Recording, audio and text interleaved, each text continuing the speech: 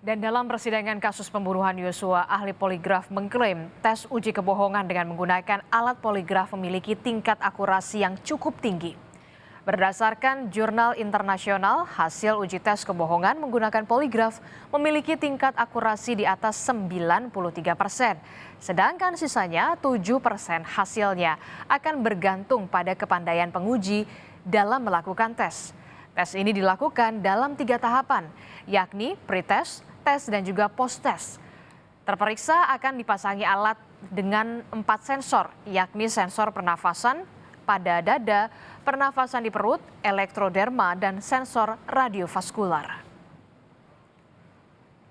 Sesuai dengan jurnal yang dikeluarkan oleh Asosiasi Poligraf Amerika yang mulia, untuk teknik yang kita gunakan, yaitu Utah YT, itu memiliki nilai keakuratan di atas 93% yang mulia. 7% sisanya lebih ke ini yang mulia, dari keeksportan dari seorang pemeriksa yang